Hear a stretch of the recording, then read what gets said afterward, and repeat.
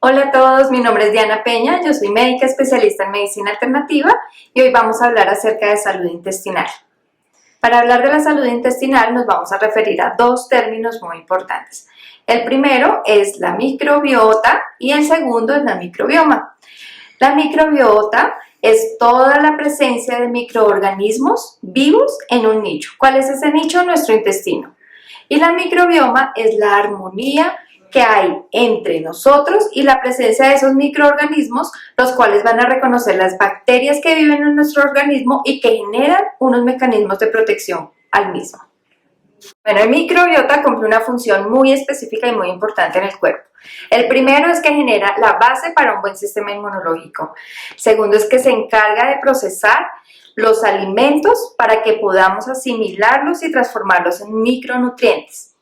El tercero es que es el creador de gran parte de los neurotransmisores que finalmente van a ir al cerebro y a todo el sistema nervioso para cumplir funciones neurológicas muy importantes.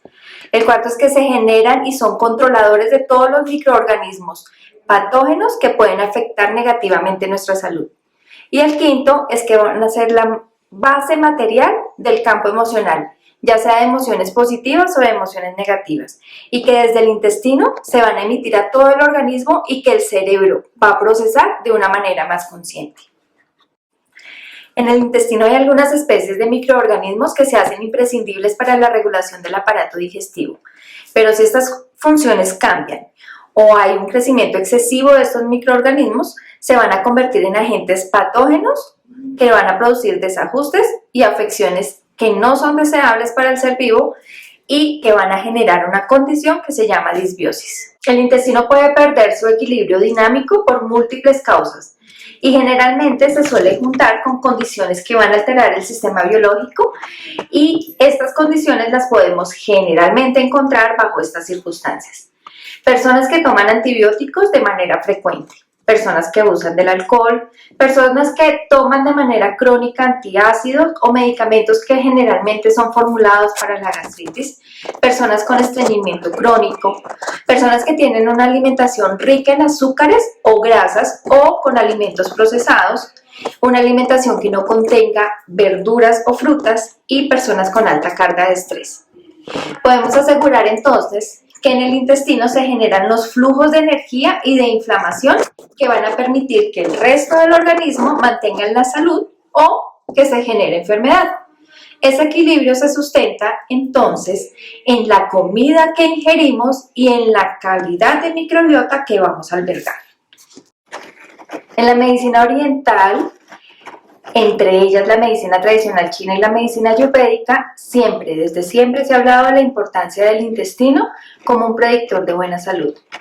Ellos mencionan también centros energéticos. A esos centros energéticos los denominan cerebros y hablan especialmente del cerebro entérico. El cerebro entérico o el cerebro intestinal es el sistema intrínseco del tracto intestinal que se va a conectar al sistema nervioso central a través del nervio vago y en donde se ha demostrado que por cada 10 comunicaciones a través del nervio, 9 van del intestino al cerebro y una del cerebro al intestino.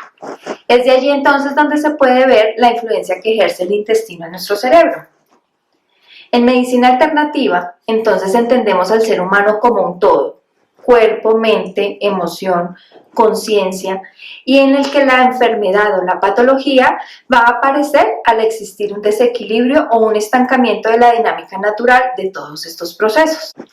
Comprendiendo entonces los mecanismos del desequilibrio y emprendiendo acciones necesarias para recuperar ese equilibrio en diferentes planos, desde lo físico y lo microbiótico a lo psicológico, el estado natural del ser va a regresar como algo natural. En las emociones básicas y sus pensamientos y los comportamientos que se asocian, vamos a ver la expresión de la dinámica entre algunos términos que les voy a mencionar. La sintropia, que lo vamos a hacer y lo vamos a relacionar a procesos de fermentación, y la entropia a procesos de descomposición. Hay emociones que son fermentativas, o sea, sintrópicas, y hay otras que son putrefactivas, entrópicas, que se pueden relacionar como pares opuestos. Dentro de las emociones sintrópicas vamos a tener la calma, la euforia, el amor, el placer y la saciedad.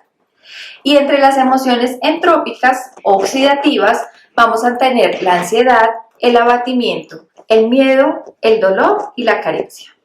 Es por eso que debemos ser muy conscientes de las emociones que nos enferman o que nos sanan.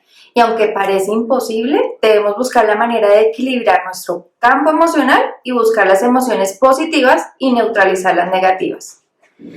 Para salud y medicina alternativa es muy importante entender este campo. Por eso es que vamos a entrevistar a nuestra psicóloga Camila Marín. Hola Camila, bienvenida a este espacio que hemos diseñado para poder ayudar a nuestros pacientes a entender y a conocer un poco más en temas de salud. Bueno, gracias por la invitación. Quisiéramos hoy preguntarte, Camila, ¿cómo podemos hacer conscientes nuestras emociones, sobre todo esas emociones que nos enferman?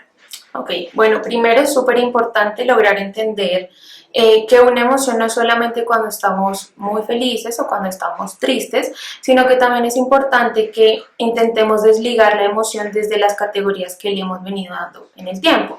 A veces las denominamos como algo positivo, como algo negativo, como algo agradable, algo desagradable, pero no necesariamente son así, sino que las emociones son unos estados que no van a durar, que no son permanentes, son temporales, y por la necesidad de esa emoción, pues lo más ideal es lograr sentirlo de la manera en que vaya llegando.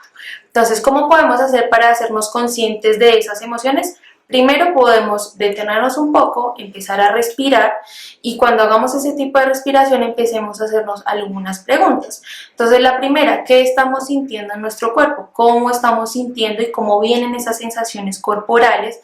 Por ejemplo, que tengo un nudo en la garganta, que las manos me están temblando, que la cara la tengo roja, que de pronto me está temblando un pie.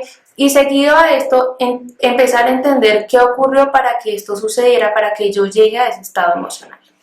Bueno, Camila, cuéntanos cómo podemos hacer para que esas emociones que percibimos como negativas no lleguen a afectar nuestra salud. Bueno, lo primero que hay que tener en cuenta, y es que es súper importante, es que las emociones tienen una funcionalidad en el ser humano, y estas emociones nos han permitido evolucionar a lo largo del tiempo y nos han permitido sobrevivir. Por otro lado, estas emociones nos permiten darnos cuenta de dos cosas. El primero es de nuestro cuerpo y lo segundo es de nuestro entorno y cómo se interrelacionan estas dos. En segundo lugar, es importante saber que las emociones son temporales, como les decía en la pregunta anterior, no son permanentes, no duran todo el día, no duran una semana completa, sino que son temporales, duran unos minutos, de 18 a 24 minutos aproximadamente, y pues el problema de saber o de tener esa creencia de que son permanentes, lo que nos lleva es intentar a buscar eliminar esa emoción, evitarla, hacer todo lo posible para que no la sintamos. Entonces es súper importante saber que no nos van a durar, que no va a ser completamente largo el tiempo en el cual vamos a sentir de pronto ese malestar o que vamos a sentir esa alegría muy prolongada, sino que va a ser cuestión de minutos. También es importante intentar vivirlas de una manera adecuada. Cuando no vimos la emoción de una manera adecuada, a lo largo del tiempo lo único que va a pasar es que nos vamos a volver un poco más reactivos ante situaciones similares a las que solemos de pronto reaccionar. Entonces, ¿qué va a pasar? Ante la misma situación, si yo no gestiono bien mi emoción, voy a empezar a ser más reactiva, de pronto más impulsiva, de pronto me voy a volver un poco más irritable ante cierta situación que ya he vivido, pero lo único que hago es evitarla constantemente. Y por último, pues lo ideal es que intentemos vivir esa emoción, intentemos quitar toda la parte de juzgar, de intentar todos esos prejuicios que tengamos de esa emoción, intentemos deshacernos de esos prejuicios y teniendo en cuenta eso, pues vivir la emoción con una experiencia completamente diferente. Cuando yo me libro de los prejuicios, cuando yo me libro de esa experiencia que ya he tenido preconcebida, intento vivir la emoción de una manera diferente. Entonces es súper importante, desen como un tiempito afuera, intenten vivir la emoción como venga, sin juicios de valor, sino que simplemente sientan la emoción como llegue a su cuerpo, intenten mirar qué pasó para que llegara a sentirse esa emoción, y esto nos va a hacer una manera más efectiva, nos va a hacer mucho más efectivos a lo largo del tiempo. Camila, todos sabemos que vivimos a 1000 por hora. ¿Cómo podemos hacer para que el ambiente en el que nos estamos envolviendo, en el que cada vez la vida se vuelve más rápida, podamos mantener la calma? Bueno, súper importante porque usualmente vivimos en piloto automático. Entonces eso quiere decir que andamos, como ella decía, a 1000 por hora, a veces no somos muy conscientes de las actividades que estamos haciendo, de la manera en cómo experimentamos esas situaciones y vivimos el día a día simplemente en una rutina, yendo a la casa, yendo al trabajo, del trabajo a la casa o a la universidad, pero muy pocas veces somos conscientes de esa manera que es experimentar o de esas situaciones que podemos experimentar de una manera diferente.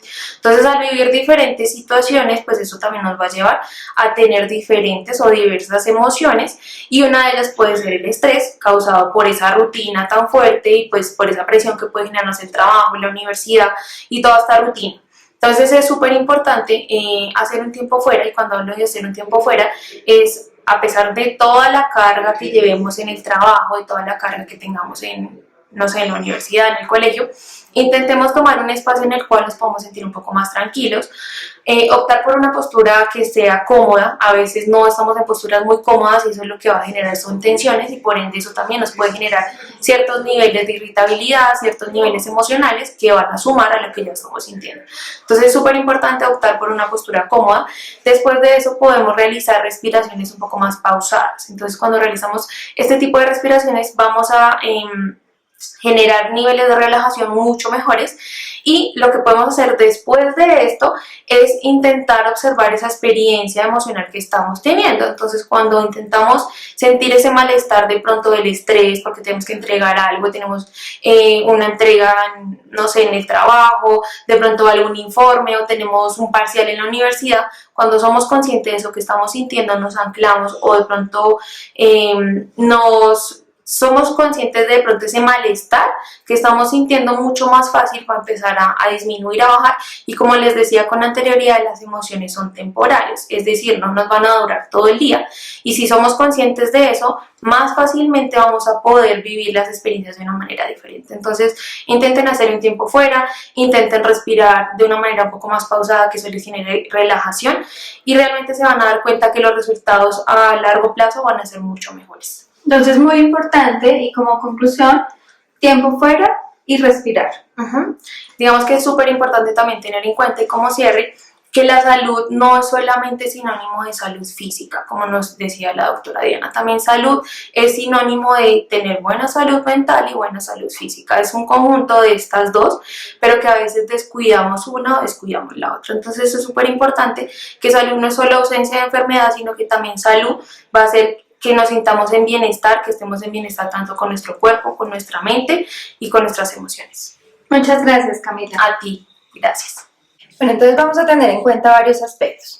Para enmarcar todo, vamos a tener en cuenta que la inflamación del organismo se va a producir por varias alteraciones. Uno, porque se acumulan toxinas en nuestro cuerpo. Las toxinas pueden venir de varias fuentes: ambientales, en el aire, en el agua, en algunos alimentos, en amalgamas dentales. Otra, que es la obstrucción en la circulación de los líquidos corporales, es decir, que los líquidos no van a poder tener una circulación adecuada por acumulación de estas toxinas. Y otra es que hay un deterioro en los órganos que depuran o que se encargan de hacer que las toxinas salgan de nuestro cuerpo, generando inflamación. Es entonces cuando enfermamos y tenemos entonces una inflamación que se cronifica y aparece la enfermedad. Entonces, en conjunto, podemos recomendar lo siguiente. Bueno, primero vamos a hacer conciencia de esas emociones que tú percibes como negativas y que te van a hacer daño. Segundo, vamos a hacer actividad física regular. Se recomienda por lo menos 150 minutos de ejercicio físico a la semana. ¿Esto qué va a hacer? Va a favorecer los procesos de eliminación que tenemos de manera natural en nuestro cuerpo. Aparte, también nos va a ayudar mucho a gestionar las emociones. Vamos a procurar consumir alimentos orgánicos. Vamos a procurar consumir verduras, evitar los azúcares y evitar los alimentos procesados. Hay que conocer muy bien acerca de la alimentación para tu intestino. Es por esto que te queremos invitar a nuestro taller de salud intestinal. Los esperamos.